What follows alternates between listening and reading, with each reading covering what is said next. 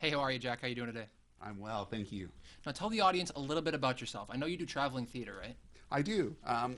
About 3 years ago, there was a group of us that had performed a show called Lend Me a Tenor. Okay. And as part of that group, we all became friends and decided we kind of wanted to get out of the theater politics business, started our own traveling troupe. Theater politics, what do you mean by that? Um, when you go into a theater, if you're part of that organization, they will sit there and you can only sell tickets this way, you can only do rehearsals this way, you can only build sets this way. Gotcha. And so there was a lot of politics that come in involved in the way of the theater itself. Yes So and no stuff. exactly. And we had some other ideas that we wanted to try, and it would limit those ability to do those different ideas. So gotcha. that was the start of Lend Me a Theater. So what are some of the challenges of traveling theater, right? Because you're constantly mobile. Challenges are finding locations, locking those down, and then the logistics of those locations. Are the ceilings too short so that we can't get our lights and stage in? Can the audience see us when we get everything set up? How much stage space do we actually have? So you have things like couches and tables and chairs and stuff as props on the set, and there's no room for them. Gotcha. So, Do you find this preferable? Because I know you've done theater stationary, obviously. I don't know if they call it that, but Yes. regular theater. yes, I do, because you have a different venue, different audience. So it allows you to perform in front of multiple people that may not travel to a destination theater. Okay. So in other words, we perform typically in 3 different towns when we do a show. So we'll do, the one that's coming up will be Derry, Manchester, and then Concord. And so 3 different weekends, 3 different shows allows us to pack up, go in, set up, do a quick rehearsal, and we're ready to go. Okay. So what kinds of shows have you done and what's coming up? So in the past, we've done everything from just straight regular plays to comedies to murder mystery dinner shows. And our next one's actually one of the murder mystery dinner shows. It's called You Know the Old Slaying. You know the old slang. What is that? You know the old saying? Slang? Okay. Yes, it's just a play on words there. It's funny because it's about a traveling theater company. Okay. So the play was written, and it just kind of fits what we actually do. So it's kind of fun to do that same fit into the stereotype of what the show was written for. Got it. So I know you facilitate all this stuff, right? Is there any scary moments in doing that? Always. You have all kinds of logistics that could easily go wrong, but the scariest thing to me, I think, would probably be ticket sales. Got it. And you go in, you sit there, and you've got everything booked. You've put up the posters, you've handed out the flyers, you've done your emails, your Facebook, all of that stuff. And you're a week from opening, and you've sold 2 tickets. Recently, we just did a show up in Concord at the Hatbox Theater, and it was our very first musical. Musicals are very expensive to produce. So we've tied up $5,000. We're a small nonprofit. That's a lot of money to us. We've tied up $5,000 into the show. We're 3 days out, and we have sold 2 or 3 tickets. We get to that Friday night show, and talk about scary. We ended up only having 10 or 12 people in the audience. It's a lot of work, 2-3 months worth of preparation to Yeah. get ready for this, and we're performing for 10 people. Now, the big caveat for that particular performance was that there was a predicted snowstorm that night. So I think people... New England. Exactly. Yeah. So I think people were leery to buy the tickets because they didn't know whether or not they'd be able to get there. Yeah. So then you get that breath of relief when the next night, or the next 2 days in this particular case, sell out. Yes. So that theater is fairly small. The way that we had the seating set up, we were able to accommodate, I think, about 72 people per night. Okay. And we ran for 3 weekends, 3 shows per weekend, and sold out all of the rest of the performances. So we were able to make it work for us. But it's always scary from a business management standpoint. Got it. Now, being an actor yourself, what would that do to the actor's psyche now? Knowing, like, there's only going to be 2 people in the audience, or would you put on the same show that you would for 100 people? Well, I think as an actor, you want to feel that you're going to do your best on every show, whether there's 1 person in the audience or 100. I think it's important that you take in and do your best job always. Will you get exactly the same performance for 1 person as you would for 100? Probably not, because you feed off of that energy from the audience. So if you're not getting any audience participation, then you're not going to get the same level of excitement back from the actors. With that in mind, you can have 2 sold-out shows, a Friday night and a Saturday, and you will get a different show each night because Friday night audiences are coming home from work. they're a little tired. They're not quite as excited and had the day off and as your Saturday who are out to party. They're out to have fun. Mm-hmm. So you have different audiences, even if it's the same quantity of people. So the actors feed off of that. They feed off of the energy of the audience, and it gets you a better performance if you're interactive with them. Beautiful.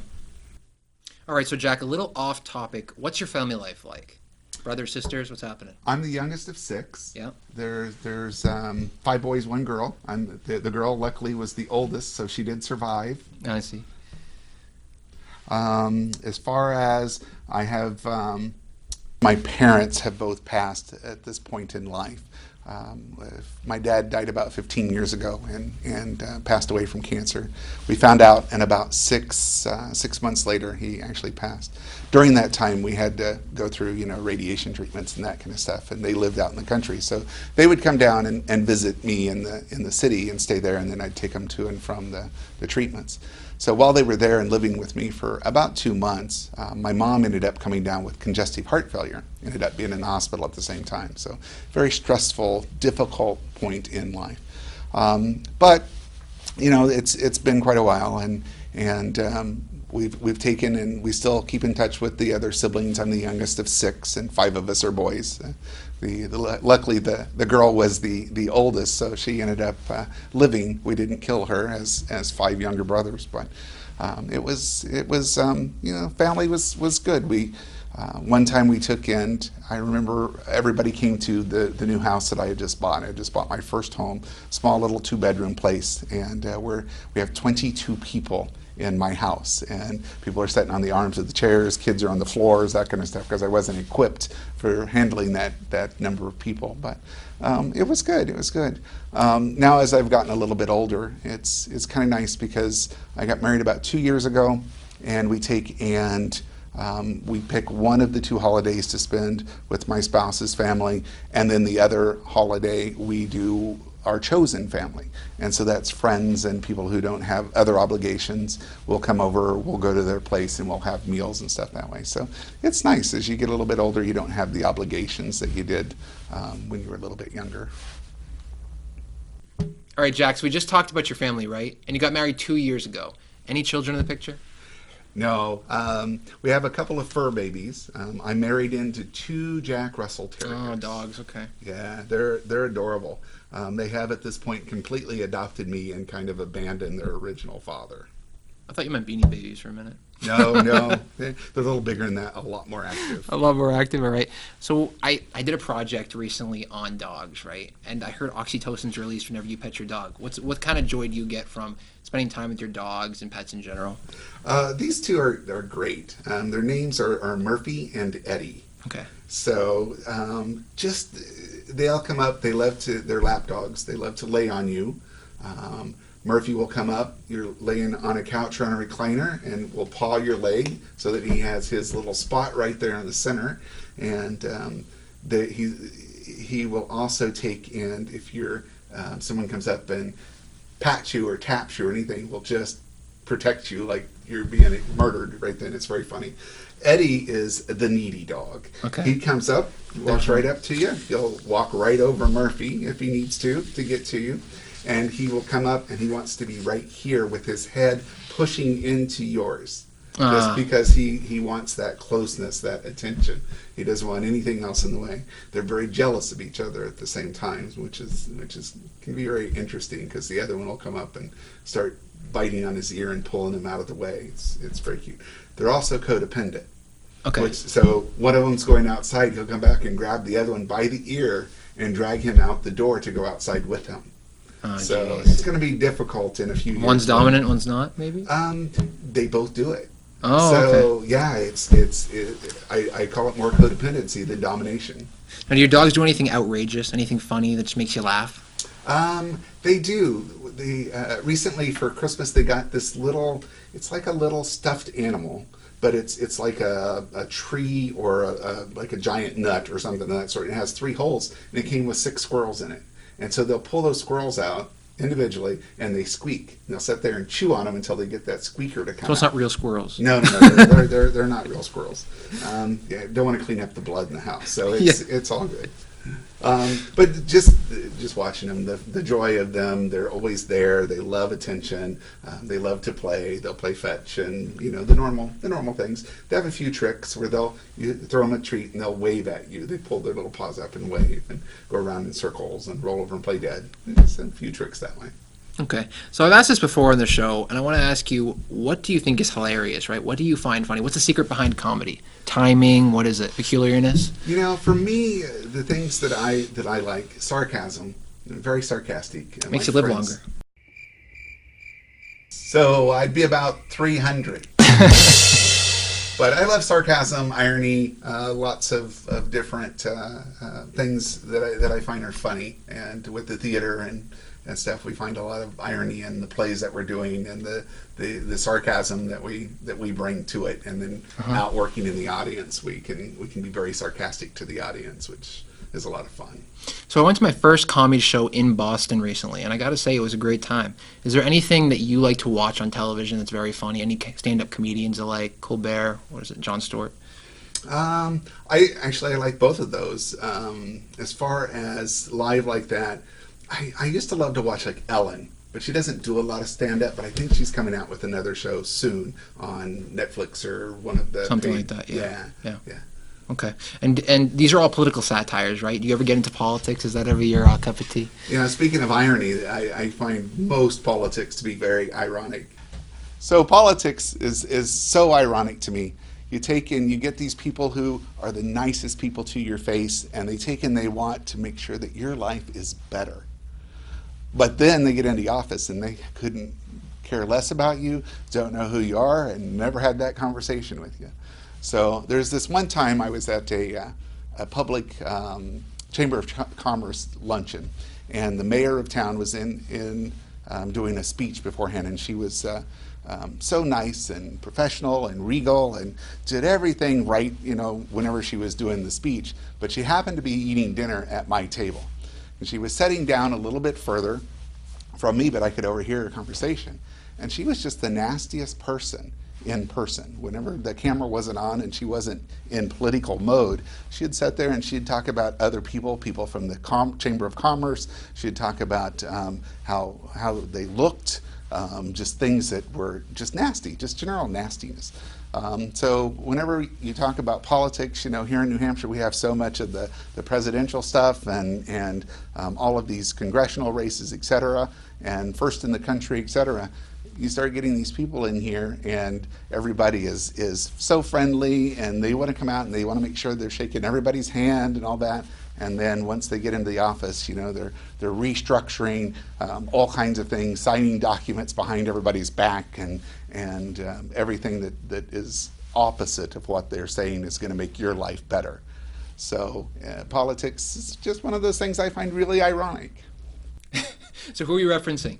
I think there's a lot of people that fall under that category, but in particular, there's one fond person that you may know who I'm referencing. Is it this guy? Possibly, yeah. Or maybe this guy. Is there a difference? Okay, come on, that's rude. Let's show a real picture of him.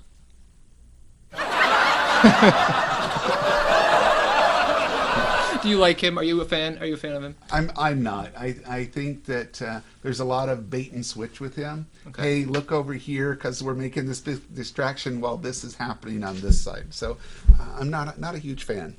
Yeah. I mean, obviously, we have nothing against people who like him and all that. I mean, I'm not gonna. I'm not sure about that. No, maybe you do. Maybe you do. I don't. Okay, so how have your political views ever gone against maybe your spouses? Are you guys on the same party, or? We are. Mine aren't quite as strong. I'm more interested in the big picture. Yeah. How is this going to affect everybody? Things like recently we had tax cuts. Got it. Love it. It's going to benefit people in the short term, but in 10 years they're going to owe twice as much money because there's going to be a big deficit from that. So they cut corporate taxes as well. And hey, I'm a small business owner. That sounds great, except at some point money has to be put back. So I'm worried that it's not going to be the corporations that have to pay that. It's going to be the individual. It's where they're going to try to make that money back up. Unfortunately, that's who we got in office, sadly. It is. No, yeah. Do you think there'll be another term for him? I don't. I hope.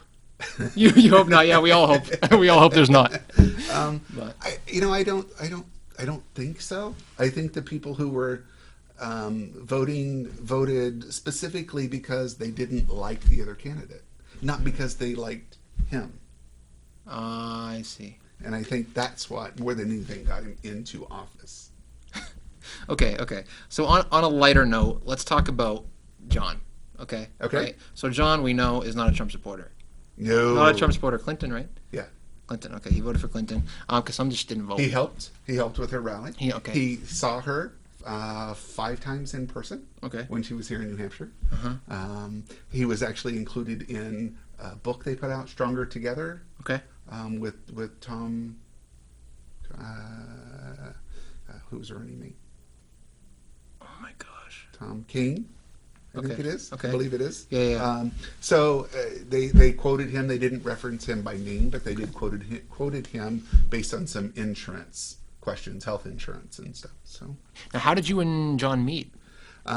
John and I met online. I was single. He had just ended a relationship, but was still living with the other person. Got it. And so I just didn't have much interest in that complication. Plus the fact that he was in Maine, I didn't have an interest in being that far away. And so I started dating someone who was kind of crazy.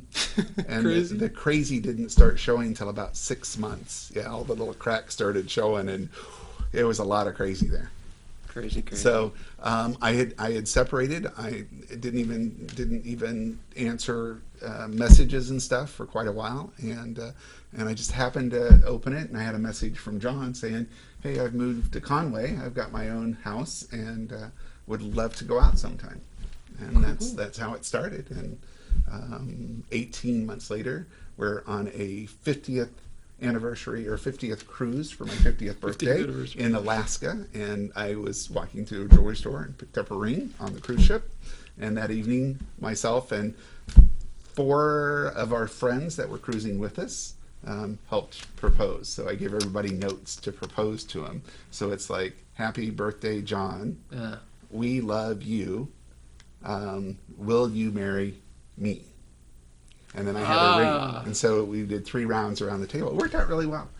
He was pretty surprised by it. So then we got married October 8th, 2016. Okay, so fairly recently. Yeah, not quite 2 years. Coming up on 2 years this fall. Congratulations. Thanks. All right, Jack, so that's about all the time we have. I'd like to stay and chat forever, but the sound guy might get upset. So adios, my friend. All right, thanks. Thank you. Good to talk to you.